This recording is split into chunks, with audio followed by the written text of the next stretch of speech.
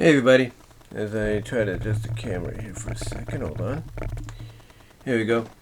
But to follow up on my last video about Velma and everything, one of the recent videos I just watched reaction-wise was by Zaid Magenta, formerly Ms. Anthropony. They changed the name ever since ever since Friendship is Magic ended. And I don't know, I think they have seen, I believe, some of G5. But anyway, the reason I want to do this follow-up is because, like I said in the first video, Velma is a prime example, basically, of the fact that you do not, in my opinion, you do not allow anybody to get behind the will of a show like this, either as a writer, a producer, a director, someone that even, in those categories, even voices one of the characters. You do not let them get behind the will of a show like this if they're just going to use it in the eyes of many people to push the agenda, as well as basically poke fun of what made the original show what it was, poke fun at some, cliches and things people are against. You don't do that. I mean, it'd be like, I just, started this video talking about how Zaid Magenta, formerly Miss Anthropony, was one of the bronies out there that would do reviews of all the episodes of Friendship is Magic and even touched upon G5. It'd be like if you allowed someone like Mindy or anybody that is on her team that's worked on the show and wrote some of the episodes to basically write episodes for Friendship is Magic. It'd basically be that equivalent. It'd be the equivalent of allowing that to happen. And if that was to happen with those shows, or with that show and those 200 plus episodes, then you can only imagine how fans would have reacted, to what would have been presented there. I mean, yeah, we had several bad episodes in Friendship is Magic. Don't get me wrong. A lot of people tore them to shreds. There is no doubt. Because of the flaws and everything. The fact that they missed the mark of who these characters were and what they were about, or they didn't pay it, or in their minds they didn't pay attention to what had already happened previously in seasons prior. But again, if you look at what's going on with Velma and you apply that to what Friendship is Magic, is, and you allow the same kind of people, like I said, to be behind that, then Friendship is Magic honestly probably wouldn't have lasted as long as it did. And thank goodness they didn't do that. But like I said, they did miss the mark on a few things. Another prime example is, allowing people like this, behind Velma to get behind shows like, let's say, Sonic Boom, or let's say the classic Sonic Satayam, if you will, or even Sonic X. It'd be like if you let them get behind that and just used it to have a character like Sally on Sat AM, or Amy in Sonic X, or Sonya in Sonic Underground, to basically spew what that person is backing up in real life. What would it do? What would it do to that show? What would it do to the character? Well, one, it'd get, the show to get a massive thumbs down, and it would get the characters to be very, very disliked. That's the one thing some people didn't appreciate with the Sonic Archie comics, when whoever would be writing it would write the characters in a way that, even though artistically they weren't supposed to be represented in such a manner, would turn people off to those characters and the comic in general, for the rest of its run or for a period of time. And that's exactly what Velma is doing. Velma, in a sense, is basically doing that with how they're exploring different things, and basically poking fun and at stuff that made the show what it was, and disassociating the characters from what made them popular. Heck, I didn't even know this about Fred or anything, but apparently Fred in this version is a stuck-up spoiled brat, rich kid spoiled brat. And the way he's presented in like one of the images, that's just right there to me, and to me is a parody of how fans pretty much looked at him in the first place. And I think that's why he's being portrayed the way he is. I mean, when you get down to it, the way fans look at the presentation of the characters in the show along with how they would look at the presentation of characters in episodes of other shows as well. To them, it's like the writers Mindy Kaling and all of them, didn't research who these characters were. Or if they did, they just wanted to make fun of them to shut the people up. But again, it's just a prime example of, like I said in the first video, of not allowing people like a Mindy Kaling, who has an agenda, who's part of a certain group that has a certain point of view and mindset, to get behind shows like this, even if they were fans or they weren't. It's because what it will do in the end is basically cause a lot of trouble for fans. Not for fans, but it'll cause a lot of trouble for the people behind it, like HBO Max, like Warner Brothers, like Mindy Kaling and her crew. It's going to cause a lot of uproar, and it has. I mean, I go back to Friendship is Magic, and there's a lot of episodes in the earlier seasons, but mostly the later seasons, that felt like the writers didn't understand the characters and who they were or how far they had come. Like with what was it? It wasn't Roller Coaster Friendship. It was that episode. I'm trying to think of the name right now. I gotta look it up. Let me see if I can look it up here. I think it was. Let's see. Hold on. I think it was something. I'm trying to think. Hold on.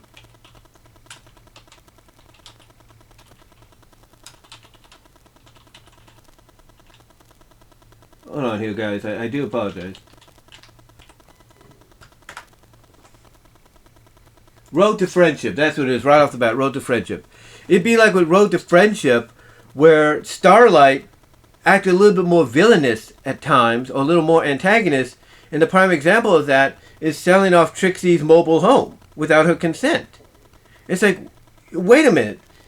This is a Starlight, and I think what this season was this? This was season 8?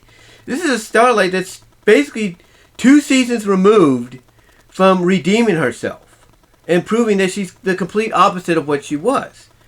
And people watch that episode and they're like, this is not the Starlight we know. This is the old Starlight. Why would you do this? The same with, I think it was another season 8 episode with Applejack. And it was another season 8 episode with Applejack and Rainbow Dash, where they just, let me see if I can find it here. Hold on. Hold on, guys. Let me see if I can find it again. Without all these pop-ups. That's the one thing I do not like about these kind of web pages. They get a lot of pop-ups and everything. Hold on. Trying to see here. Let me go to the bottom. Okay, Friendship is Magic. Season 8. Let's see, it's here somewhere. And I think they got these out of order a little bit. Let me see. Let me see here. I think they may have this out of order. I don't even know if they have it. Was it season 8 or was it season 9? Oh, there it is. Non-compete clause. There it is. I don't know if they got it out of order or something. But yeah.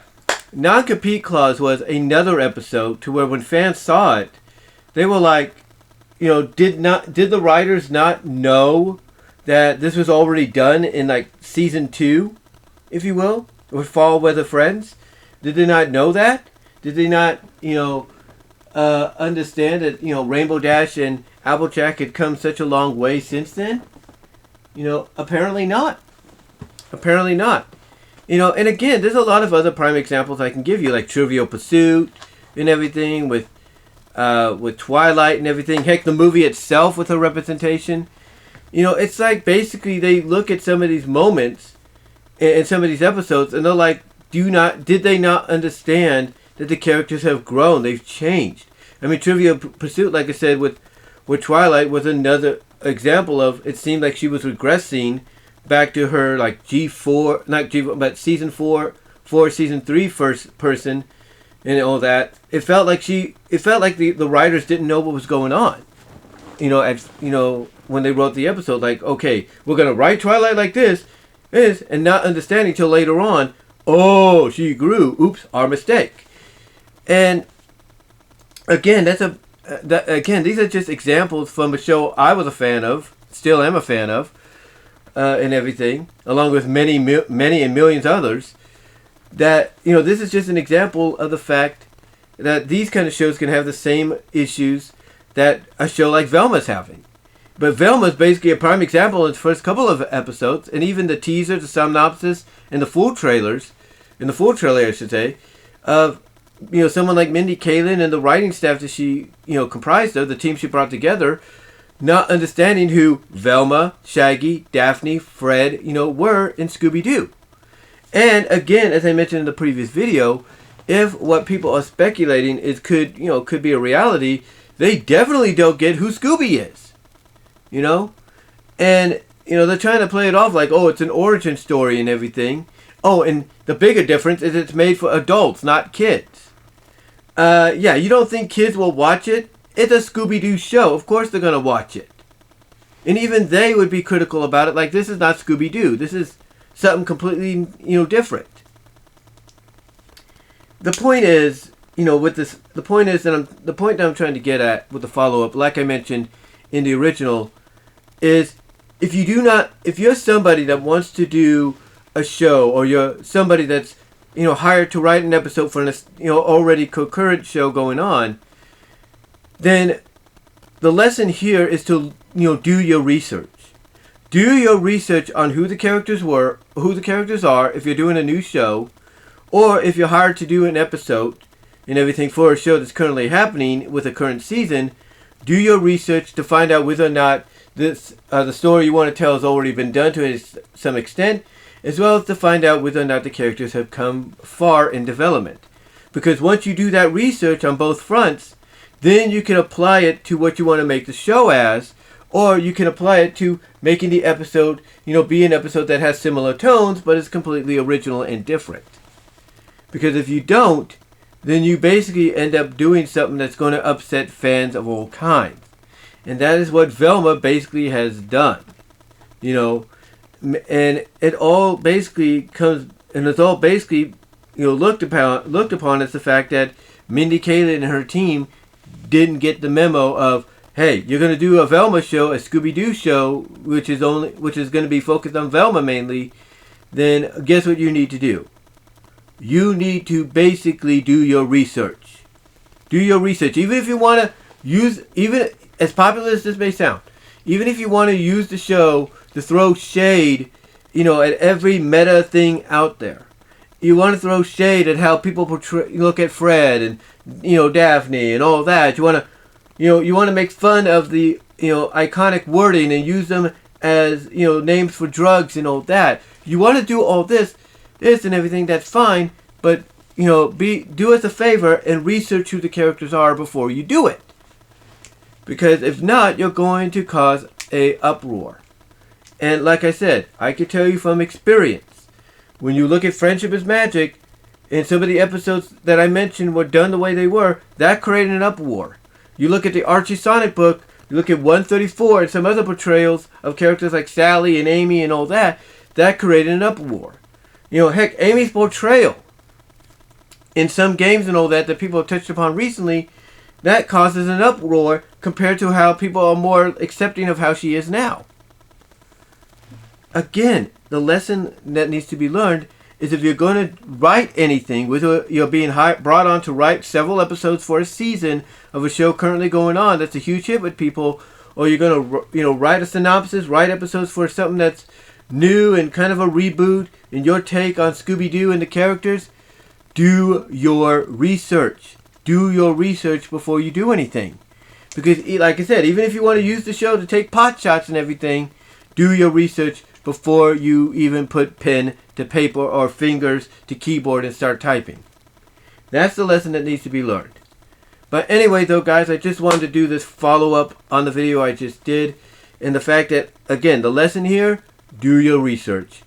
If you're somebody that wants to do your own interpretation of something, or you're going to get hired on to write an episode or several episodes, if not an entire season, do your research before you apply pen to paper or fingers to keyboard and, start typing.